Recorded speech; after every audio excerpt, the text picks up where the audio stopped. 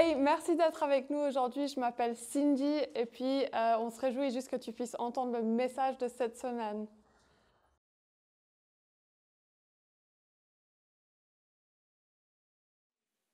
Ok, c'est pas moi qui parle ce matin. Je me réjouis de m'asseoir et d'écouter l'orateur du jour. On est dans une série qui s'intéresse à la notion des générations, de génération en génération. Et quand on a commencé à penser à cette série, assez naturellement, j'ai pensé à des gens et des voix qui ont eu une influence, qui m'ont accompagné. Et peut-être certains le savent, mon père a été pasteur pendant plus de 20 ans, d'un contexte complètement fou de réorientation professionnelle, une guérison miraculeuse. Et puis dans ce contexte-là, il a dû faire des stages pastoraux. Et un de ces stages pastoraux, un de ces stages pastoraux, c'est juste. Pour ceux qui veulent réviser leur grammaire, bienvenue à l'église, on fait ça en général ensemble. Donc c'est un de ces stages pastoraux. Il s'est retrouvé à l'église l'église qui faisait partie des églises apostoliques. Aujourd'hui, ça s'appelle Mouvement Plus, à Provence. Aujourd'hui, on l'appelle simplement l'église de Provence 24. Et puis, il a fait un stage pastoral là-bas avec une série, il y avait une équipe pastorale, dont un certain Jean-Luc Zilli. Et Jean-Luc Zilli, les Zilli, Jean-Luc et Valérie sont vraiment devenus des amis très proches de notre famille. Et puis, on a cheminé chacune des familles dans les réalités qu'on avait. Mais notre chemin s'est recroisé à plusieurs moments, dans plusieurs temps. Et quand j'ai commencé à considérer le ministère, à m'engager davantage, je me suis retrouvé aussi à Provence, dans les bureaux. À ce moment-là, Jean-Luc était devenu le pasteur principal de l'église. Et on a passé beaucoup d'heures à discuter ensemble de l'église, à discuter ensemble du pastorat, du ministère, à rêver ensemble et à juste avoir la foi ensemble. Et puis Jean-Luc, on a eu l'occasion aussi de voyager ensemble. Je me suis retrouvé à New York avec Jean-Luc dans des contextes tout à fait improbables. Et c'est vraiment quelqu'un que j'apprécie énormément. Il est aussi un de ses rôles. Aujourd'hui, ils sont pasteurs, mais du côté de Sion. Et puis, un de ses rôles aussi, c'est qu'il est le président du réseau évangélique suisse. Donc, il chapeaute et il a une belle vision de ce qui se passe au niveau du mouvement évangélique en Suisse romande et au-delà. Et puis, j'étais pas sûr qu'il aurait le temps. C'était un peu à la dernière minute. Je lui ai envoyé un petit message. Je lui ai dit, Jean-Luc, ce serait incroyable si tu pouvais venir. Et vraiment, chose très rare, là c'est des aveux entre vous et nous, mais on a eu un échange le jour même. Moi je ne m'y attendais pas, je me suis dit, je pense que dans 3-4 jours il va me répondre, puis moi 3-4 jours après je vais lui répondre. Et en fait on s'est retrouvé à arrêter ce moment en 2 messages en moins de 30 minutes, donc j'étais là, ça c'est un signe de Dieu, que Dieu voulait que Jean-Luc soit là ce matin. Alors est-ce qu'on peut l'accueillir? Est-ce que vous êtes d'accord de l'applaudir? Il y a Valérie qui est là aussi, mais Jean-Luc, est-ce que tu peux me rejoindre?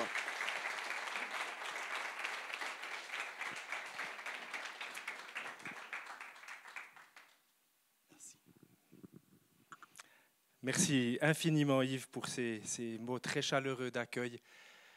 Bonjour à chacun, bonjour à tous ceux que je connais et bonjour à tous ceux que je ne connais pas encore. C'est vraiment une joie d'être avec vous. Un de nos sports préférés avec Yves, quand on prenait ces temps de discussion, vous ne le connaissez pas encore, mais on avait inventé le concept église Duplo, celle qu'on démonte et qu'on remonte 20 fois pour essayer de trouver la bonne forme d'église. Et je vais vous dire, on a à peu près tout inventé, essayé toutes les formes possibles et imaginables. Mais ce n'est pas le thème de ce matin, même si ce serait très intéressant. Le titre du message ce matin, c'est des générations différentes, mais unies. On parle beaucoup de l'unité entre les églises, on parle beaucoup de l'unité entre des gens, entre peut-être des ethnies, des pays.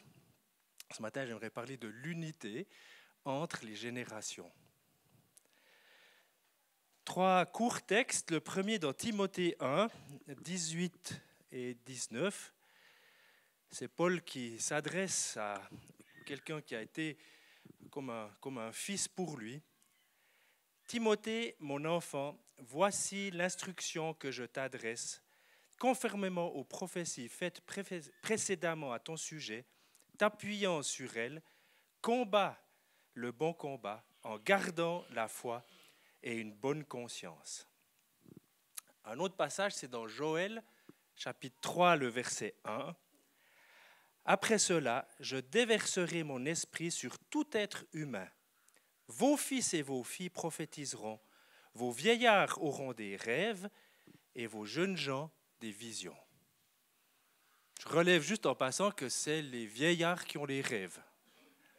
C'est assez intéressant. Psaume 148, 12 et 13, et là c'est plus tourné sur la louange.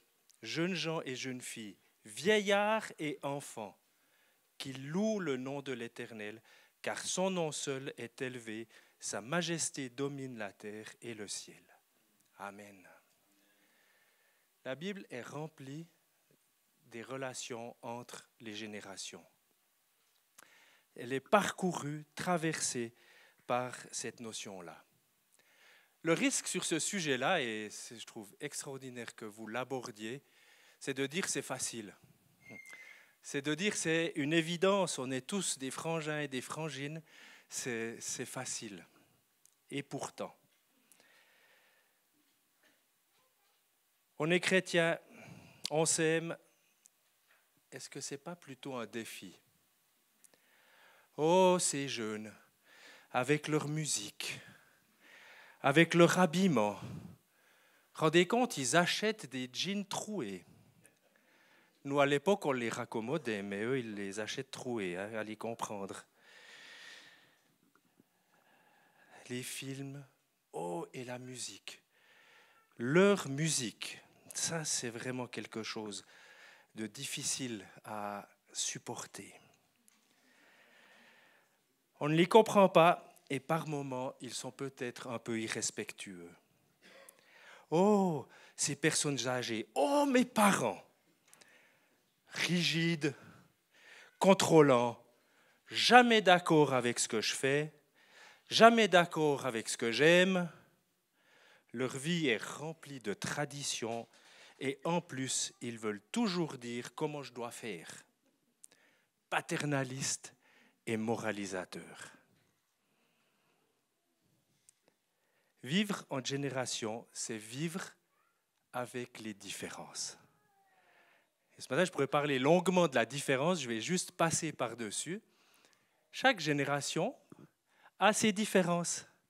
Ça, c'est très clair. Et je vais m'abstenir de faire la description exhaustive des 5 caractéristiques des 5 générations que sociologiquement on admet.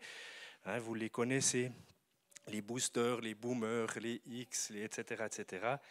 Mais dans chaque génération, elles sont décrites avec leurs forces, avec peut-être quelques défis qui sont les leurs. Et puis, mais ce qu'il faut retenir, c'est que nous avons des différences.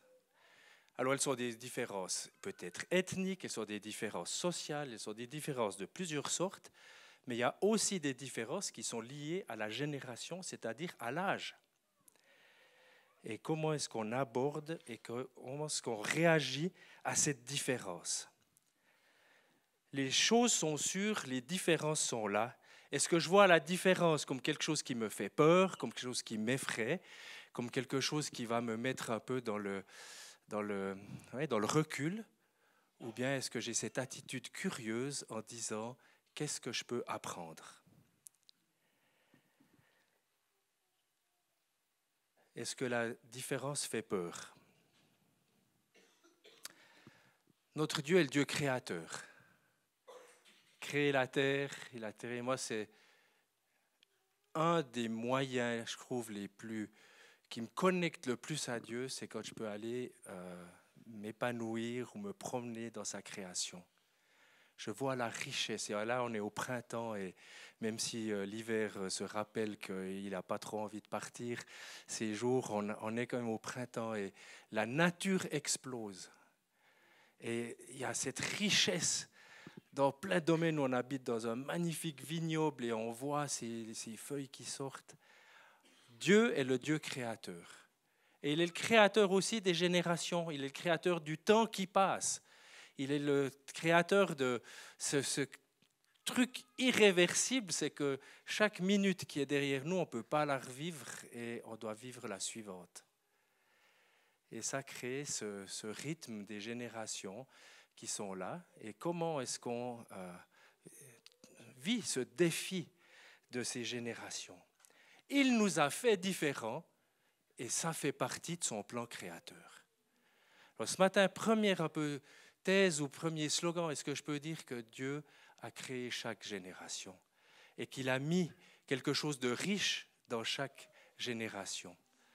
Est-ce que je vais voir l'autre génération comme un peu la plaisanterie de tout à l'heure, tout ce qui ne me plaît pas, ou bien est-ce que je vais chercher la richesse et le don et le talent et ce qu'il y a de Dieu dans chacune de ces générations? Si on était tous identiques, si on réfléchissait tous la même chose, quelle tristesse ce serait. Ce serait un monde épouvantable. C'est différent et c'est riche. Le principe biblique face à la différence. Ces principes théologiques sont valables pour toutes les différences, mais ce matin, on est sur les générations. Et c'est l'apôtre Paul qui dit dans Galates 3, 28, « Il n'y a plus ni juif, ni grec, il n'y a plus ni esclave, ni homme libre, il n'y a plus ni homme, ni femme, ça va très loin, car vous tous, vous êtes un en Christ. » Et ce matin, on pourrait dire, il n'y a plus ni vieux, ni jeune, il n'y a plus ni middle age, on est tous un en Christ. Et ça, c'est le chemin de l'unité. Nous sommes un en Christ. Alors, Paul met un poids extrême sur le fait que ce qui est le plus important, ce n'est pas notre provenance générationnelle ou ethnique ou sociale, c'est de lui appartenir. Ça, c'est le poids massif que Paul met dans ce passage-là. Mais en même temps, ce poids massif sur le fait d'appartenir à Jésus-Christ n'annule pas nos différences. Mais ça nous donne la clé des valeurs du royaume de Dieu pour vivre ensemble avec nos différences. Nous sommes un en Christ, mais nous sommes différents parce que nous sommes tous une petite partie de sa création. Et c'est tellement incroyable de se dire que vous pouvez aller actuellement plus de 8 milliards d'habitants sur Terre, vous pouvez aller partout sur Terre, vous ne trouverez jamais quelqu'un identique à vous. J'ai la joie d'être papa de 2 filles magnifiques et jumelles. Elles ne sont pas identiques. Quand elles étaient petites, elles jouaient beaucoup sur leur similarité. On la retrouvait, Chloé dans le lit de Laetitia et Laetitia dans le lit de Chloé quand elles étaient gardées par quelqu'un. Et on savait à quel jeu elles avaient joué avec ceux qui les gardaient. Elles avaient bien réussi. Mais nous, les parents, on voyait bien qu'elles étaient différentes. Jésus vient dépasser nos différences, pas les annuler. Il vient nous aider par ses valeurs à vivre ensemble sous son regard. Les valeurs qu'il nous donne dépassent les différences, elles les transcendent et elles nous permettent d'ajouter plutôt que de retrancher. L'unité n'est pas l'uniformité, bien au contraire. Et ça, c'est tellement extraordinaire. Et sur chaque petite partie de ce message, je pourrais m'étendre, mais je ne vais pas le faire pour rester raisonnable dans le temps. On vit mieux aussi, et Yves l'a dit ce matin, quand on s'est accueillis les uns les autres, on vit mieux quand on se connaît. On craint ce qu'on ne connaît pas. On a adopté nos enfants, ils viennent du Vietnam, et le grand-papa de Valérie, quand il a appris qu'on avait cette intention d'aller dans un pays lointain chercher nos enfants, il a eu cette remarque en disant « Pourquoi ils vont chercher des jaunes ?» On craint ce qu'on ne connaît pas. Mais il était le premier, quand il les a connus, à aimer les avoir sur les genoux pour être photographié avec ses petits-enfants qu'il aimait tellement. Il les avait connus, il avait fait leur connaissance et ils étaient devenus importants pour lui. On vit mieux quand on se connaît. Et souvenons-nous, sur ce thème de l'unité entre les générations, que nous sommes les ambassadeurs d'un royaume. Et ça, on ne peut jamais l'oublier. Il faut le mettre sur chaque thèse relationnelle, sur chaque situation dans laquelle nous vivons. Nous sommes les ambassadeurs d'un royaume, celui de Jésus. Et ce royaume, il est incroyable. Les valeurs que Jésus nous enseigne, le système de pensée, les paradigmes dans lesquels nous vivons, qui ne sont pas les paradigmes de cette société, eh bien, nous aident à vivre unis entre les générations et sont une réponse aux besoins uniques de nos générations. Chaque génération dans ses besoins trouve une réponse dans les paradigmes et dans les valeurs du royaume de Dieu. Deuxième point, nous avons besoin les uns des autres. Notre Dieu est un Dieu inclusif. Ça, j'arrête pas de le répéter partout où je passe. Notre nature, elle est exclusive. Notre nature veut rejeter. Notre nature a peur. Notre nature se méfie. Notre nature a peur de l'autre, a peur de celui qui vient de loin, a peur de celui qui est différent. Dieu est inclusif, profondément inclusif. Le rejet n'est pas une valeur du royaume de Dieu, c'est de l'autre camp. Il nous faut accéder à cette capacité d'accueil de la différence et dire, Seigneur, c'est une de tes valeurs. Tu ajoutes, je fais très court, mais Dieu ajoute peut-être dans un démarrage, dans une addition, mais cette addition, très rapidement, si on la vit, si on accepte l'autre et qu'on l'accueille, ça va devenir une multiplication. Et je souhaite et je prie vraiment pour que Home Lausanne devienne un lieu de multiplication. Pas d'addition ou plus d'addition. On passe à l'étape suivante. Et cette multiplication, elle vient quand je peux reconnaître la richesse dans la différence de l'autre. Stopper, arrêter de voir ce qui me fait peur, voir ce qui me complète, ce qui vient ajouter quelque chose à ma propre vie, ce qui vient l'enrichir et ce qui va me permettre de me rendre meilleur. Super facile à dire, du haut de la chair. Mais j'ai un peu d'expérience et je peux aussi parler du cœur du terrain et dire Dieu a mis des richesses et des qualités dans chaque génération. Et si on se prive les uns des autres, on s'appauvrit. Réellement, c'est un appauvrissement. On se limite. On limite notre capacité à aller de l'avant, on limite notre capacité de courir, on limite notre capacité d'avancer.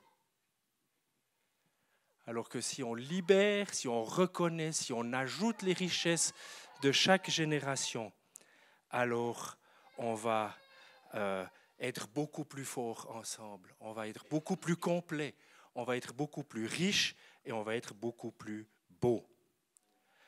Un mot qui est souvent utilisé actuellement, c'est le mot le transfert générationnel, l'héritage.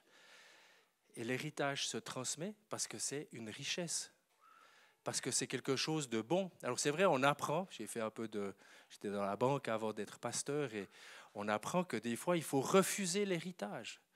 Parce qu'il y a des héritages qui sont dans un passif, qui sont dans une dette, il y a des héritages qui sont mauvais. Mais dans la pensée biblique, l'héritage est une richesse qu'il nous faut accueillir, qu'il nous faut peut-être transformer et qu'il nous faut amener à l'étape suivante pour être soi-même un héritage pour la génération d'après. Les connaissances, les expériences de la génération d'avant me sont nécessaires. Alors je m'approche de la troisième, donc j'ai encore la quatrième, heureusement. Génération, puisque maintenant on dit qu'il y a 4 âges. Hein. J'ai encore la 4e génération à qui je peux apprendre. Et à l'église de Sion, j'ai quelques personnes qui sont clairement dans cette 4e génération, 80 et plus, et qui sont des gens d'une richesse incroyable, que j'aime aller de temps en temps voir et écouter. Mais je n'ai pas donné des recettes ce matin sur le comment vivre ensemble dans les générations pour vivre ce transfert, pour vivre cet enrichissement. C'est à chacun finalement de trouver les ponts, et on s'est souvent posé cette question, qu'est-ce qui est une activité intergénérationnelle? Quels sont les lieux où il y a les ponts qui fonctionnent et où on s'enrichit? J'en ai vécu un récemment comme exemple. J'ai été invité comme orateur au camp interjeune à Grimmens pendant les fêtes de fin d'année de cette année. Et pour moi, ça a été un plongeon. Une semaine avec 100 personnes entre 14 et 23. C'était génial. Et je vais vous dire, j'en ai profité à chaque minute. J'ai été skier avec eux, j'ai été vivre les temps de prière, j'ai absolument tout essayé. Alors j'ai réalisé, j'ai appris que le du coup, en vrai, vous le dites beaucoup de fois à la minute. Même ici ce matin, dans le temps de prière, du coup, on va aller de l'avant. Et voyez, on a besoin de ces ponts où on apprend à se connaître, où on apprend à se frotter, on apprend à s'enrichir et à apprendre qui on est. En passant, j'étais impressionné par la maturité des leaders de ce camp qui avaient entre 21 et 23 ans et qui ont mené ce camp avec plus de 100 personnes, avec tout ce qui peut se passer pendant une semaine quand on est dans le même bateau, dans un chalet pas très grand. C'était incroyable comme ils ont tracé ça.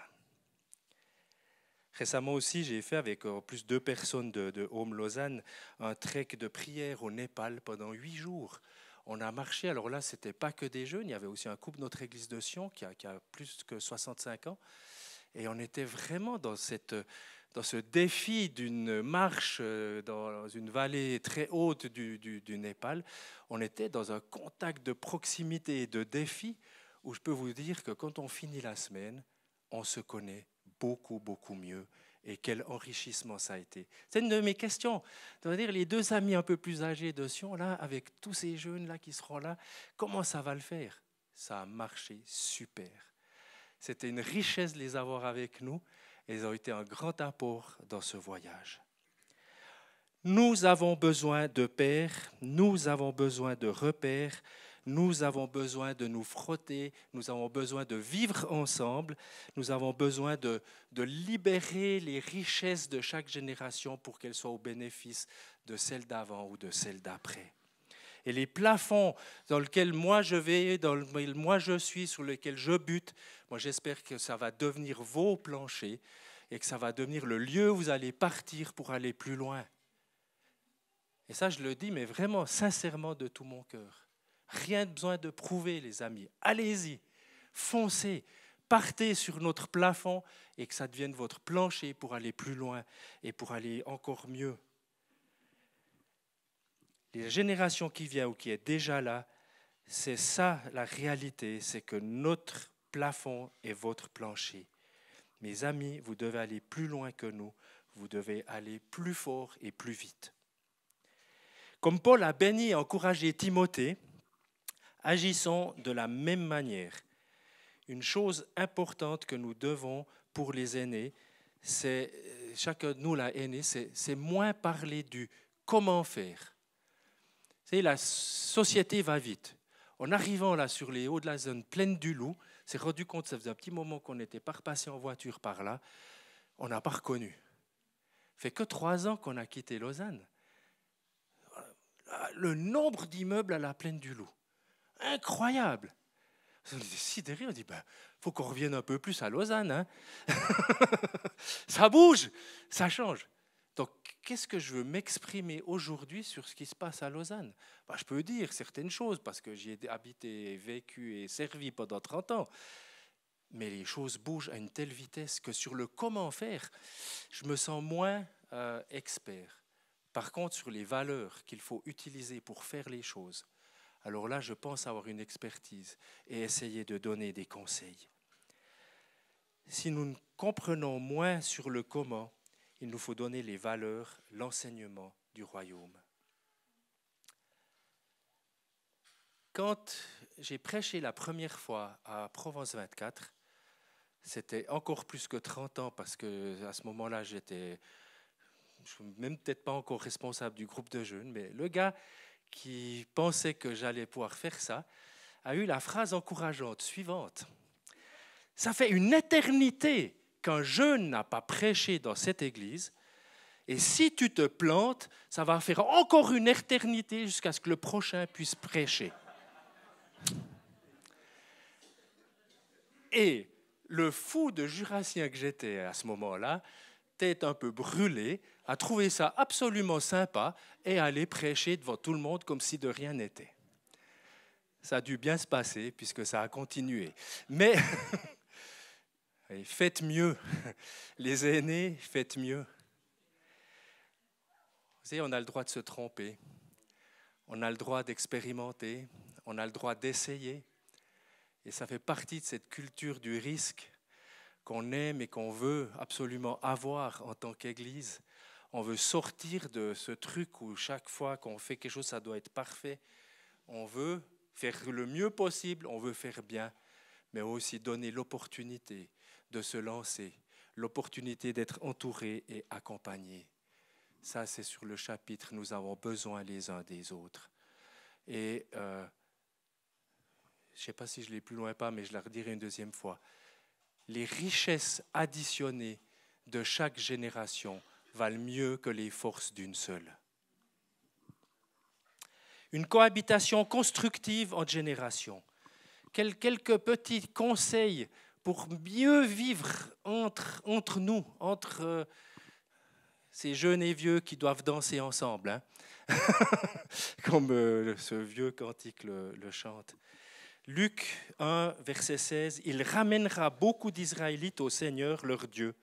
Il marchera devant Dieu avec l'esprit et la puissance d'Élie. » Et c'est là le plus important, pour ramener le cœur des pères vers leurs enfants.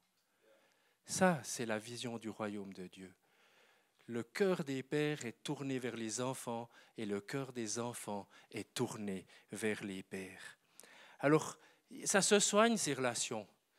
Je suis un fou amoureux du sermon sur la montagne où je trouve que Jésus nous a enseigné, pas des lois, mais nous a enseigné du comment vivre ensemble. Comment faire pour qu'on soit bien quand on est les uns avec les autres, que l'amitié qui a été citée ce matin, et moi c'était mon remerciement. Quand Yves nous a encouragés à dire merci à Dieu, j'ai dit merci pour les amis qui sont là. C'est cool d'arriver dans un lieu, il y a plein d'amis, puis il y a des amis surprises que je ne m'attendais pas à voir, mais qui sont là. Et je dis, c'est tellement bon. On a envie que ça dure. Faites part de vos vrais sentiments. On est souvent romantique dans nos relations. On se dit, il va bien deviner ce que j'ai envie. Il va bien deviner ce que je pense. Non, pas forcément. Ça, ce que je dis là, ça vaut aussi pour les couples, hein, si jamais. Vous pouvez aussi le prendre en bénédiction collatérale. Faites part de vos sentiments. Faites part de ce que vous pensez. Faites part de ce que vous vivez. Faites part de là où vous en êtes. S'encourager réciproquement. C'est tellement une valeur qui aide beaucoup. Un mot. Tu as bien fait ça. J'ai ressenti ça. C'était tellement rafraîchissant. Voyez, un mot d'encouragement. Ça, c'est un changement peut-être de culture. On est quand même assez critique parce qu'on est un peu perfectionniste. Les Suisses, on veut toujours faire mieux. Et en voulant faire mieux, on met des fois l'emphase sur ce qui doit être changé ou amélioré.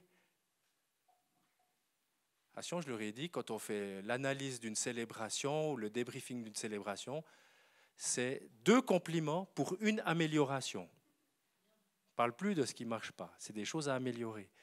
Vous voyez, c'est un mode de pensée qui fait que finalement, quelqu'un après peut oser prendre des risques.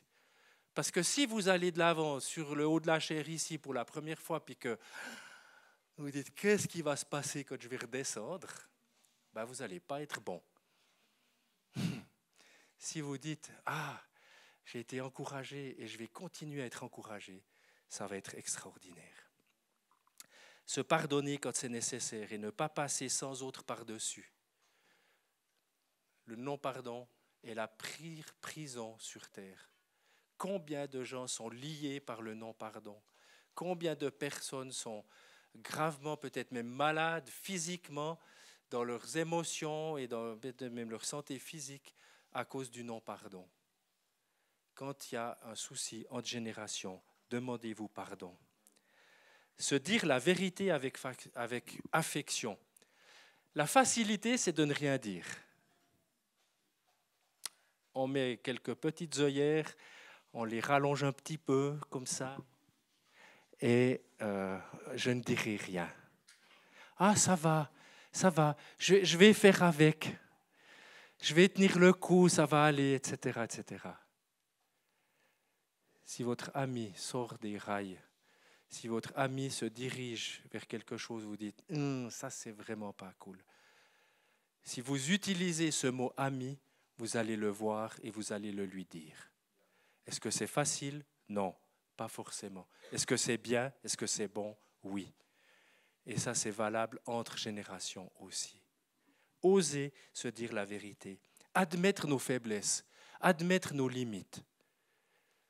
Dans une société perfectionniste qui a valorisé à 250% la culture de la performance, la culture du succès, où quand dans les grandes conférences, la seule chose qu'on apprend sur l'orateur, c'est le nombre d'hommes et de femmes qu'il a amenés à Christ et le nombre d'églises qu'il a plantées, le pauvre pasteur qui, lui, est dans sa campagne, et ça fait 25 ans qu'il travaille dans la même église avec 24,5 personnes, parce qu'il y a une femme enceinte dans la salle, et il se dit, ça, c'est ma seule croissance des 10 dernières années. Vous voyez dans quel état le pauvre il se retrouve.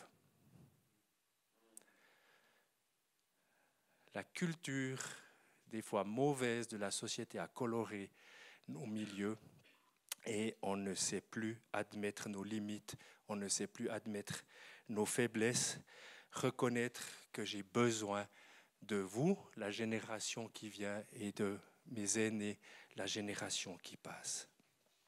Je l'ai déjà dit, mais respecter les différences, voire les apprécier comme des richesses, ne pas être des radoteurs et des colporteurs de tout ce qui ne va pas. Les relations entre générations sont un défi enthousiasmant et plein de promesses. J'espère que après cette série, vous allez pouvoir être meilleurs dans vos relations intergénérationnelles. Un défi dont les avantages dépassent largement les difficultés et les inconvénients. Mais des fois, il faut passer par-dessus les inconvénients pour accéder à ces avantages. Et c'est ce que je disais tout à l'heure, les richesses cumulées de plusieurs générations dépassent largement le potentiel d'une seule. Et ça, vous pouvez vous le mettre comme un slogan. Les transitions. Yves m'a dit, quand j'ai pensé à toi, c'est parce que tu es bientôt loin. Il n'a pas dit ça comme ça. Merci Yves pour le rappel. J'avais oublié que le temps passe et que le mot retraite, pour moi, approche.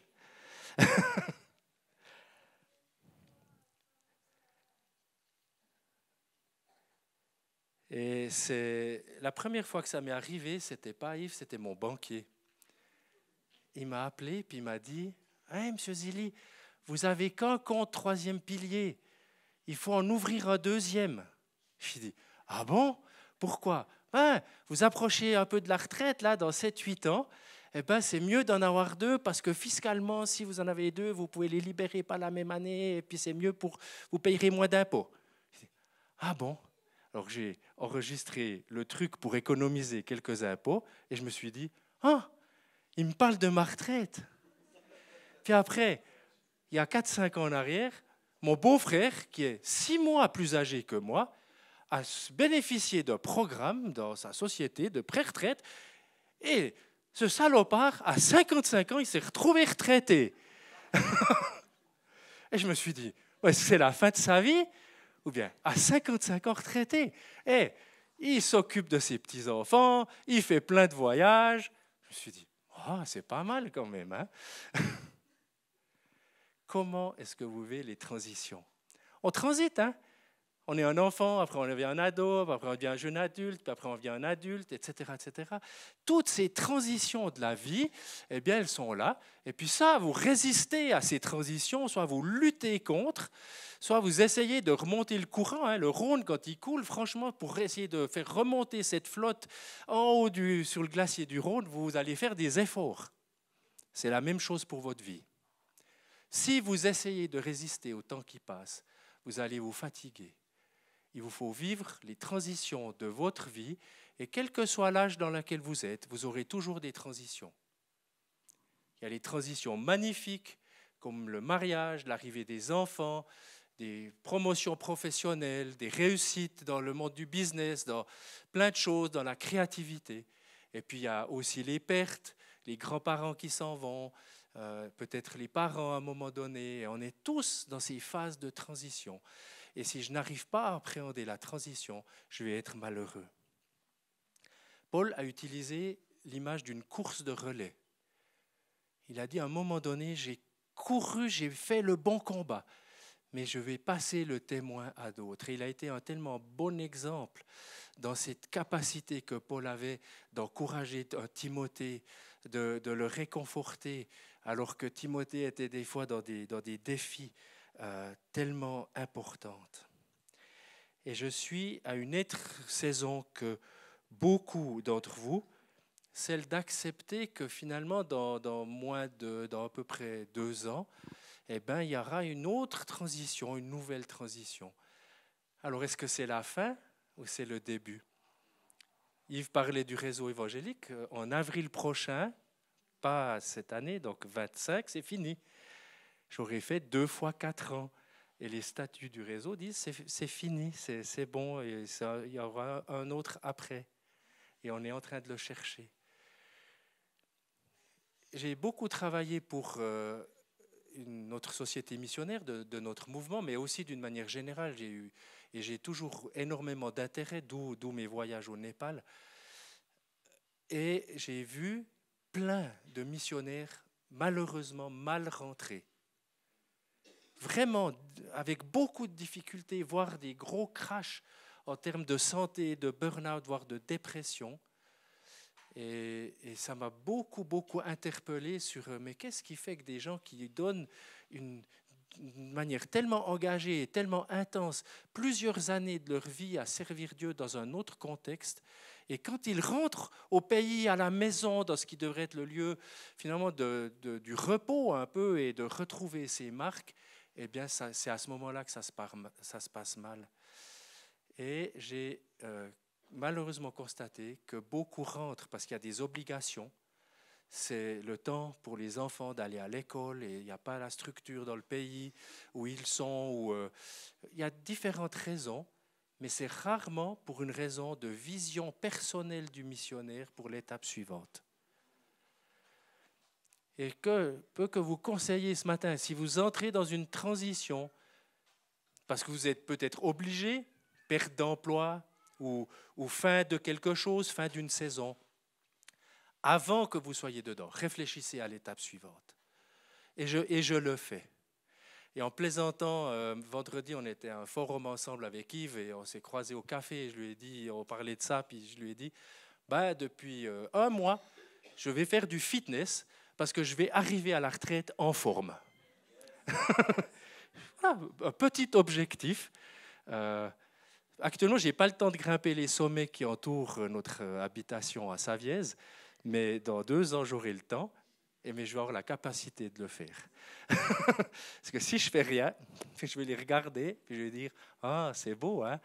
mais je ne vais pas aller dessus. Et moi, je vous promets que j'ai envie d'aller dessus. Donc, il faut des visions pour la transition. Il faut réfléchir et prier pour que Dieu remplisse la transition. Pourquoi? Pour que vous ayez envie d'y aller. Pas que vous dites « Oh, quelle catastrophe, c'est la fin !» Oui, la nature a peur du vide. Ça, c'est une réalité. Mais une transition, ce n'est pas de passer de quelque chose à rien. Ce n'est pas de passer à quelque chose qui est super à du vide. Et je me suis fait ma to-do list de la retraite. Je dis, oui, il est malade, le gars. Il n'en a pas assez de sa to-do list qui est remplie puis qui déborde à longueur de journée, qui prépare déjà la suivante. Oui, je prépare la suivante parce que je veux bien vivre ma retraite. Donc, voilà ces transitions. Je pense qu'il faut beaucoup, et j'arrive à la fin, mais beaucoup de sécurité identitaire pour passer les transitions.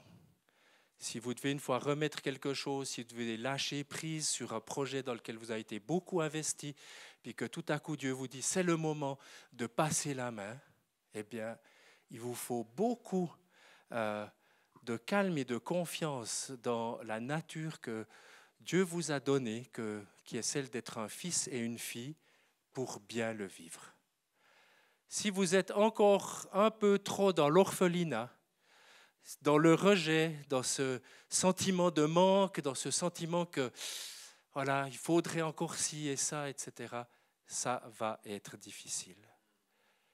Et quand les transitions dans la vie ou dans les entreprises ou dans les églises se passent mal, j'ai toujours été choqué personnellement quand un nouveau pasteur arrive et dit aux prédécesseurs « Oh, il faut que tu partes une année pour que je puisse prendre mes marques avant que tu puisses éventuellement revenir à l'église. » Vous venez de parler que l'église est une famille. Dans votre famille, vous dites au grand-papa « Dégage, je vais prendre ma place de fils ou de petit-fils et il faut que tu sois très loin pour que je puisse le faire. » Ah, quelle misère! Et j'ose le dire avec force, quelle misère! Ça montre bien les limites de nos relations, ça montre bien les limites de nos inconforts relationnels qui font qu'on doit vivre ça comme ça et que le jeune pasteur ne dise pas « Non, mais il faut qu'il soit là. J'ai besoin de son expérience, j'ai besoin de ses encouragements, j'ai besoin de ce qu'il va pouvoir me donner. » Et non, c'est vu comme un risque. Et ça l'est. Je comprends parfaitement pourquoi les gens font ça. Mais je trouve dommage qu'on doive le faire. Et moi, je rêve d'un lieu où il y a la sécurité identitaire qui va permettre de vivre ces transitions dans le confort de relations bénies, harmonieuses et remplies des valeurs du royaume de Dieu. Capacité de lâcher prise, comprendre que notre Père nous veut du bien. Si je comprends que mon papa me veut beaucoup de bien, cette échéance de dans 2 ans environ, je ne vais pas la redouter. Je vais l'attendre avec cette expectation qu'il y a quelque chose de bon qui s'en vient. En se disant, ah, ça va, qu'est-ce que ça va être, etc., etc. Avoir une vision pour la suite, je pense que c'est vraiment la clé. Si vous êtes devant une transition, prenez le temps de prier et de dire à Dieu, Dieu, c'est quoi la vision pour la suite? C'est de quoi est-ce que tu veux remplir ma suite? Donc, comme je vous le disais, j'ai commencé ma to-do list de la retraite où j'ai mis 2-3 trucs dessus. Ça, ce sera plutôt pour le café après. Mais il y a aussi la to-do list, voyez, que j'ai appelée la liste des choses que j'aurais voulu faire jusqu'à maintenant et que je n'ai pas eu le temps de faire. Et j'en ai dit, oh, j'aurais dû faire ça, j'aurais dû faire ça, j'aurais dû faire ça. Et je me dis, ah, si j'avais un peu plus de temps. Je vais, etc., etc. Voilà. Dans ce forum, vendredi, on nous a beaucoup interpellés sur le « pour qui est-ce que l'arbre porte-t-il des fruits ?» Et je trouve qu'appliqué à cette relation unie, harmonieuse entre les générations, cette phrase, l'équipe louange, vous pouvez remonter, je trouve que cette phrase, elle prend tout son sens. Si Dieu me donne cette grâce de porter du fruit, est-ce que je porte les fruits pour moi-même? Est-ce que je porte les fruits pour mon confort, pour mon bien-être? Ou est-ce que je le porte pour ceux à qui ils sont destinés, à qui ils feront du bien et à qui ils vont apporter la nourriture et la force nécessaires pour qu'eux aillent dans leur destinée, pour qu'eux deviennent des beaux arbres qui vont eux-mêmes porter de bons fruits pour ceux à qui ils sont destinés. Et la vie est un mouvement. La vie est une course, et j'aime beaucoup cette image de Paul de la course-relais, de cette course dans laquelle on passe le relais à quelqu'un d'autre pour aller de l'avant, en lâchant prise et en donnant. Moi, je prie vraiment pour chacun de vous que la gestion, vous savez, on a, je pense, 2 biens les plus précieux. Et ce n'est pas ceux que Jeff Bezos ou Monsieur Tesla a accumulé au fil de leurs très nombreux succès, c'est-à-dire un monstrueux compte en banque. Je pense que les biens les plus précieux que Dieu nous a donnés, c'est notre temps et c'est notre énergie au travers de la santé que nous avons. Et j'ai envie de vous dire, mes amis, soyez intentionnels dans la gestion de votre temps, de ce temps qui passe d'une génération à une autre et de l'énergie que vous avez pour vivre le temps dans lequel vous êtes. Et profitez du temps présent. Je le dis juste en passant, beaucoup sont là en disant « Ah, ça ira mieux l'année prochaine. Ça ira mieux quand j'aurai fait ci, ça ira mieux quand j'aurai fait ça. » Malheureusement, pas forcément. Seigneur, on veut ce matin se placer devant toi. Merci pour cette vision que tu as de passer d'une génération à une autre. Et Seigneur, j'invoque ton nom sur chacun de mes amis ici présents en disant donne-leur ton intention pour leur présent, pour peut-être les transitions dans lesquelles ils sont engagés. Donne-leur ta vision, Seigneur, pour leur suite, leur avenir, là où ils sont peut-être devant un carrefour, devant une route qui se sépare. Et Seigneur, que chacun de ces moments soit rempli de toi. Et je prie que tu leur donnes cette provision de ta sagesse, de ton inspiration, de tout ce que tu as comme cadeau en réserve pour chacun d'eux, pour cette gestion du temps et de l'énergie que tu nous donnes. Seigneur, on les accueille comme des biens précieux et on accueille aussi nos aînés, on accueille chaque génération comme un cadeau, comme une richesse que tu as donnée. Et Seigneur, on comprend aussi ce matin que tu es un Dieu qui ajoute et qui est inclusif. Et Seigneur, je prie que chaque personne dans cette maison soit vraiment la bienvenue, que chaque personne se sente accueillie à la maison dans la chaleur du foyer et dans l'acceptation du foyer, quel qu'il soit, quel que soit son âge et quelle que soit sa provenance.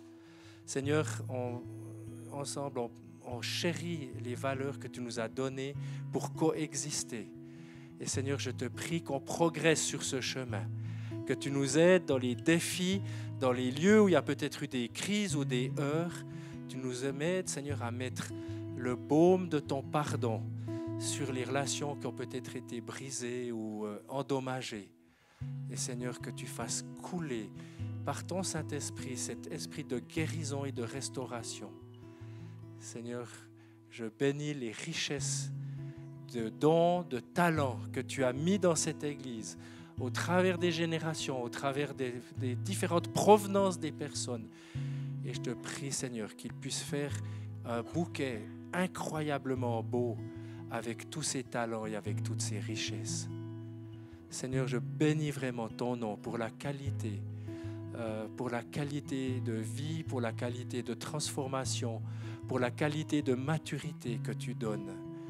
Et Seigneur, fais de ce lieu un lieu qui brille pour Lausanne, parce qu'ils ont appris à vivre les uns avec les autres dans ce que toi tu leur demandes et de la manière que toi tu leur demandes. Je le prie dans ton beau nom Jésus. Amen. Amen.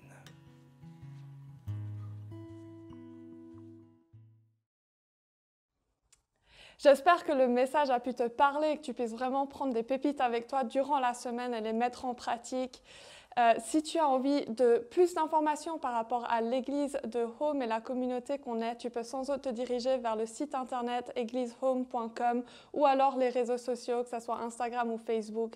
Et bonne semaine à toi.